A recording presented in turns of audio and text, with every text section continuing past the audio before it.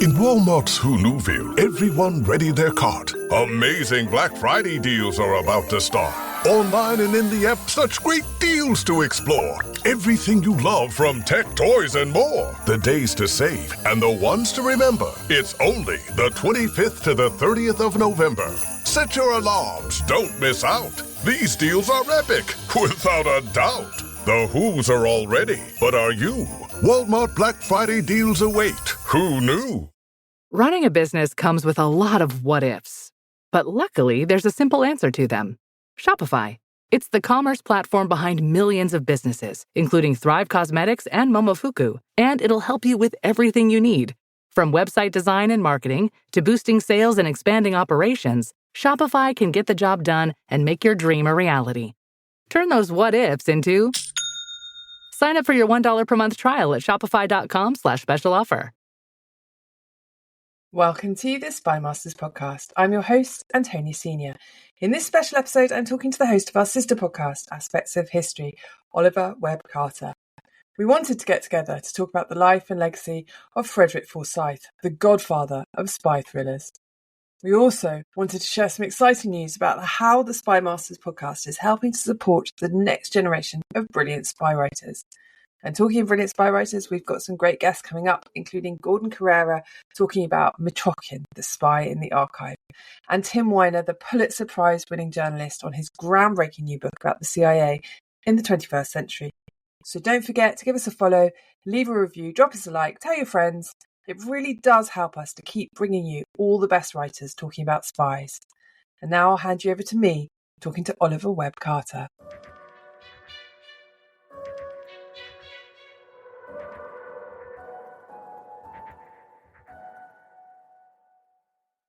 Ollie, thank you so much for coming on the Spymasters Podcast. Hello, it's a great pleasure to be here again. Thank you.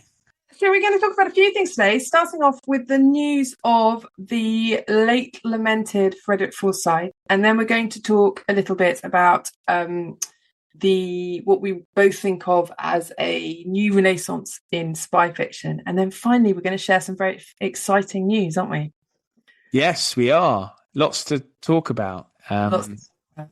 So let's talk about the sad death of Frederick Forsyth. Now, I know you were a great fan, Ollie. Yeah, it's funny.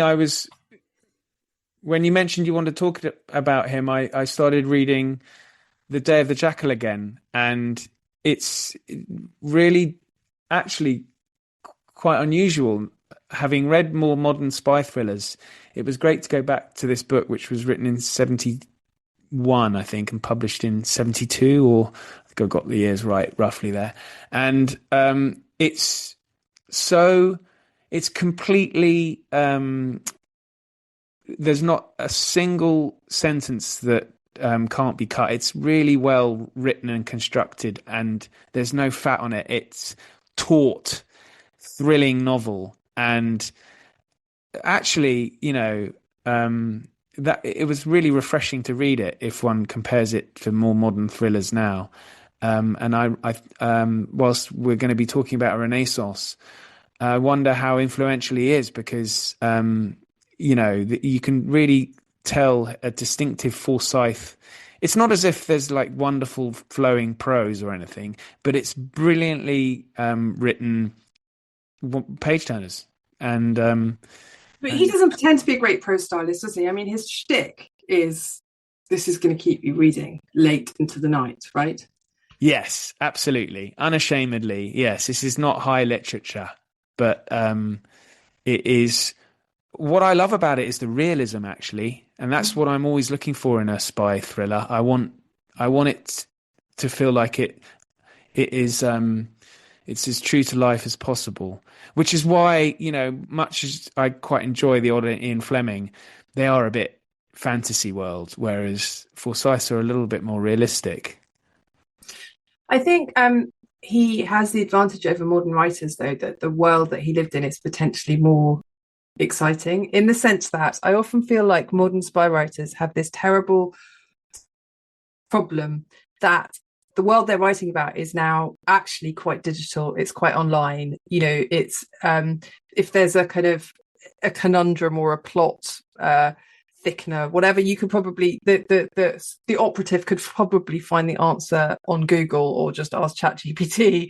But you know what I mean? Like, the digital world in which most spies now inhabit is a lot more boring to write about than the one that Frederick Forsyth was living in, without phones, without the internet, without the online world, where, you know, things were kind of analog and therefore a little bit more exciting. Do you think? Definitely. In the Day of the Jackal, there is a relatively long passage where he describes the obtaining of a passport that the Jackal will use. And of course, this is all in the wonderful film starring Edward Fox as the Jackal, as it's shown in that as well. But he sends off letters to various government departments, and he's using stamps, and he goes to the post office and he collects a form to apply for a new passport, goes to a village, makes friends with a priest to look at a grave of a person who's died at the age of 2 or 3 years old. And actually, this is all, this could be done. And Forsyth actually spoke later that when the book and films were released, he had criticism in the newspapers from certain writers saying that you've exposed a gap in the sort of security of the passport office.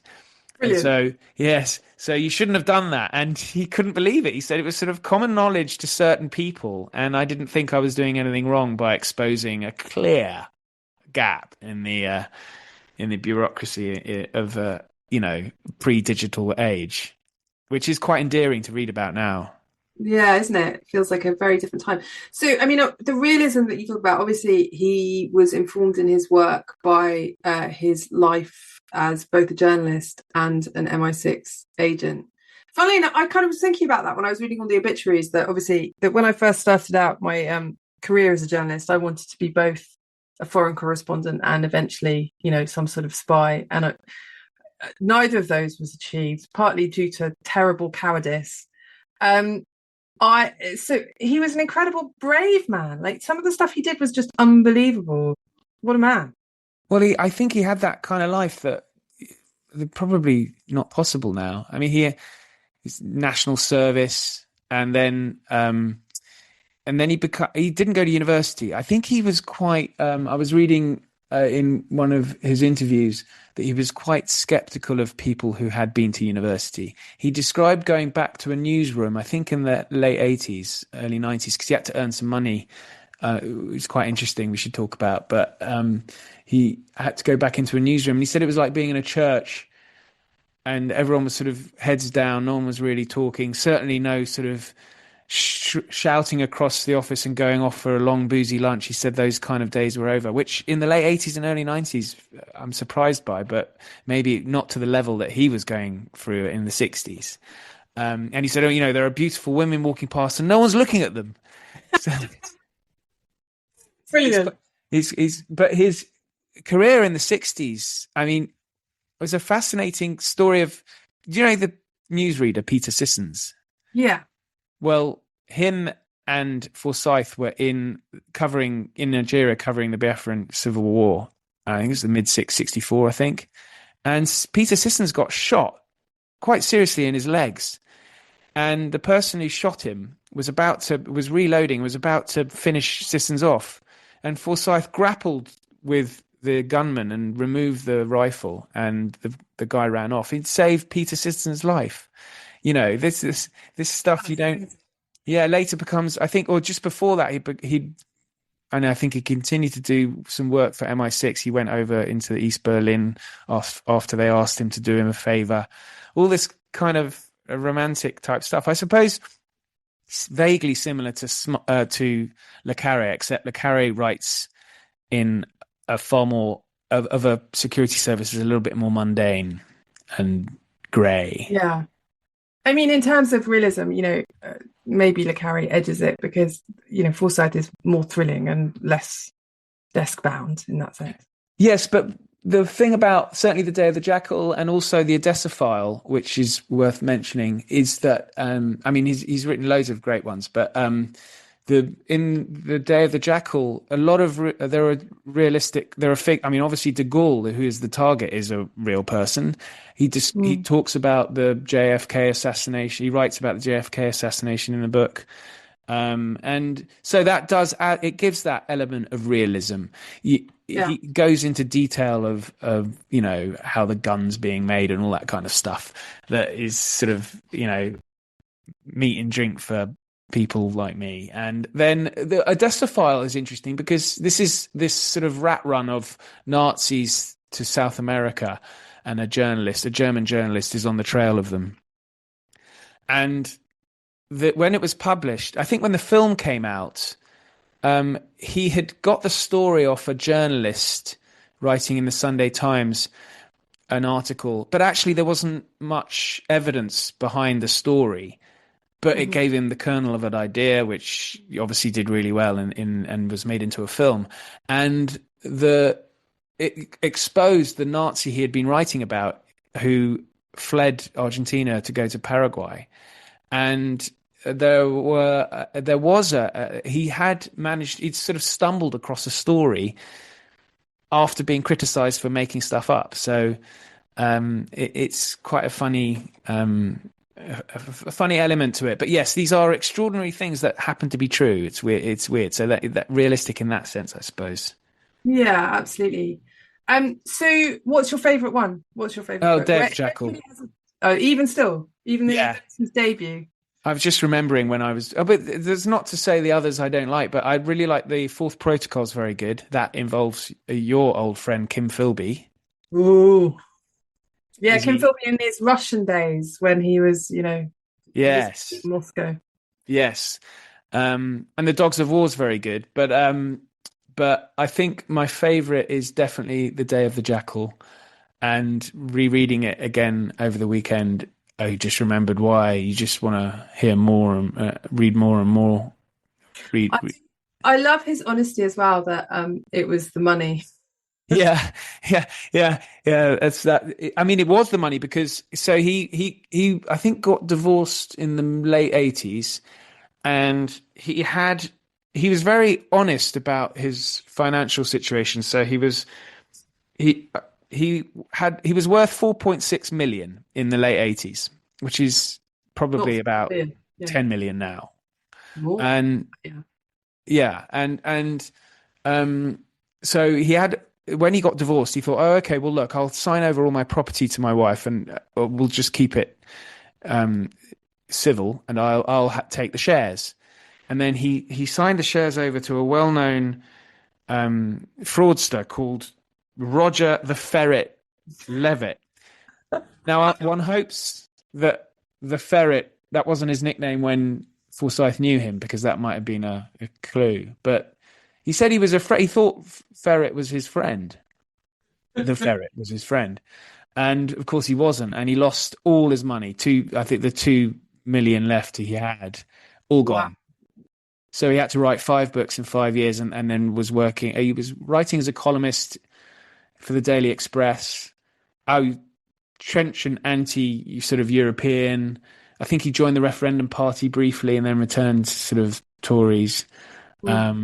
And he's just a bit of a character, really, I think. I think we might have some great spy books around. Do we have any great kind of characters in the same way? I can't really think of any.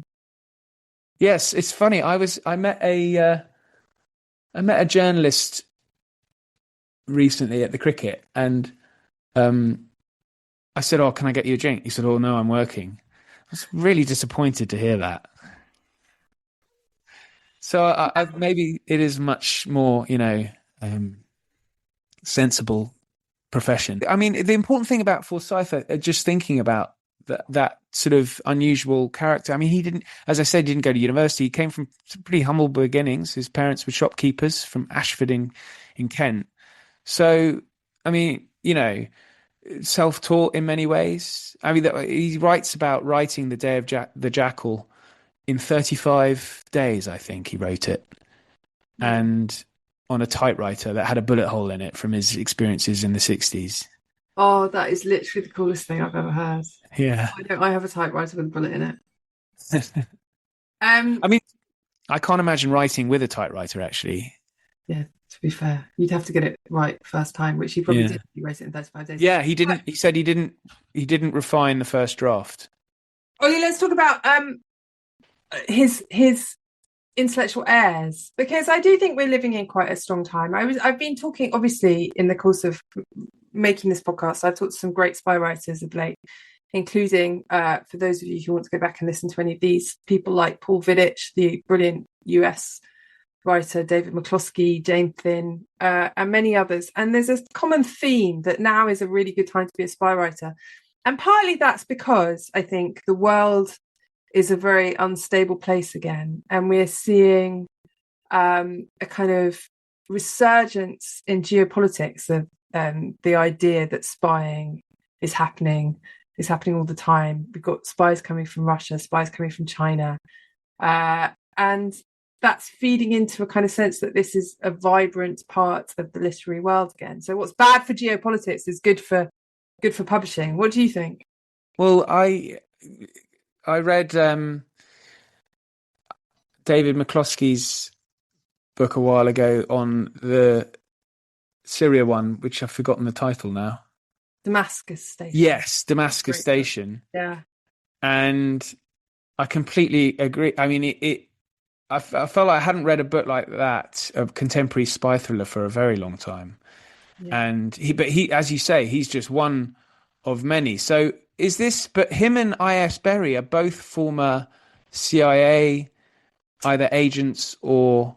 Yeah, David McCloskey was an analyst, and I.S. Berry was a officer handling agents in the field. Yeah. And is that something then that might be a reason why, in that you got the American intelligence services are a little bit more, I don't know if open's the right word, but they are definitely more open. There's a massive contrast between them, because both David McCloskey and I.S. Berry told me that although they have to run stuff past the CIA before they publish it, it's quite rare for anything to be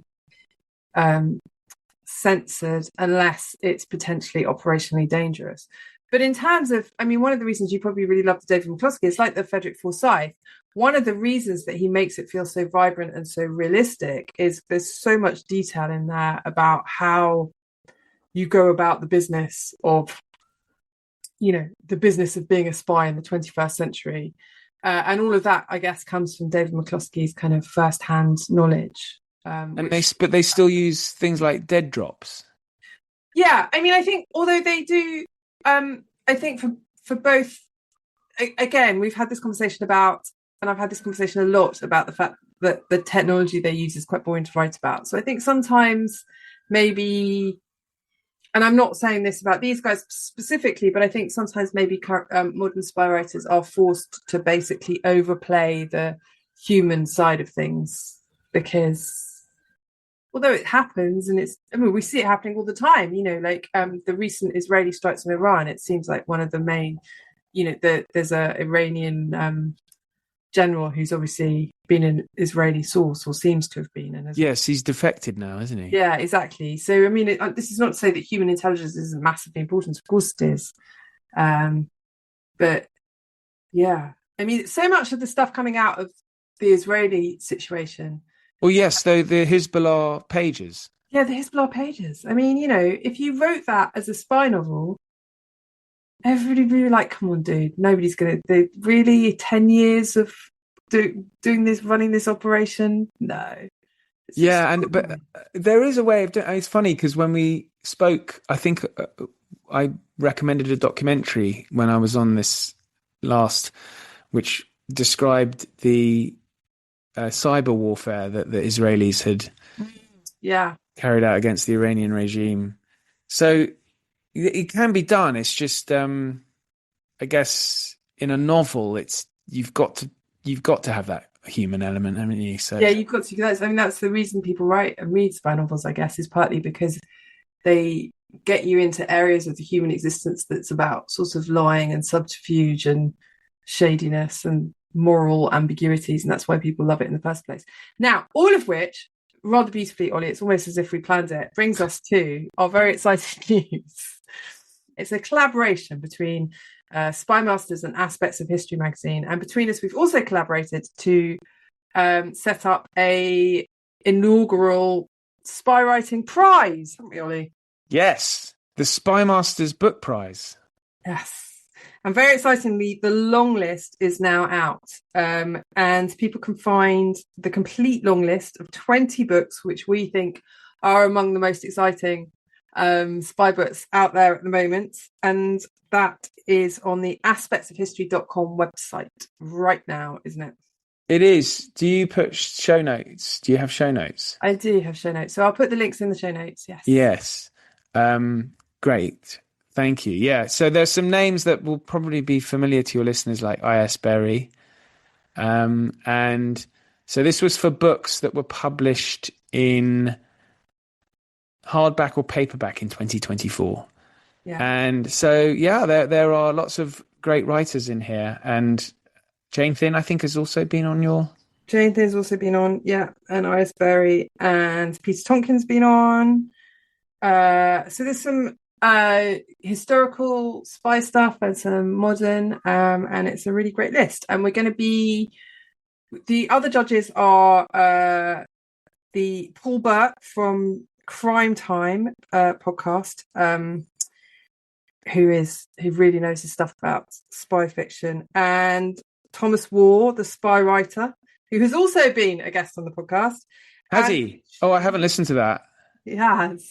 It's, as comedic as one might expect. And Shane Whaley, who's the host of the absolutely brilliant Spybury podcast, which you must all listen to if you haven't. That's been going a lot longer than Spymasters and is absolute fountain of all knowledge of all things spy. So we're going to get together and we're going to have a big wrangle, and we're going to reveal the shortlist on the 1st of October. So we'll let you know who's on that. And in the meantime, I think we'd love to hear your views. Tell us who you think ought to be on the shortlist, so you can find us on Twitter. Is probably the easiest way, isn't it, Ollie? If you go to... Yes. If you search for us on... I'm not allowed to call it Twitter anymore. What is it? X? Oh, X. Ollie, at Aspects History. Yeah, and I'm at Spymasters Pod. So come and tell us what you think about our long list. If you've read them, if you haven't read them, and who should be on the shortlist. Great stuff. Yes. Times. And then I think it gets announced in November. Yes. And at a party.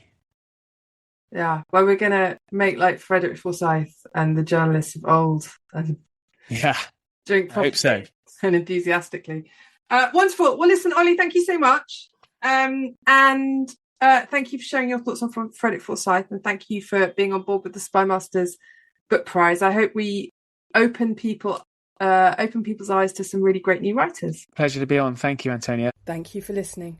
Don't forget to follow, tweet, spread the word so that we can keep bringing you more brilliant writers talking about spies. Don't miss an episode of the Spymasters Podcast.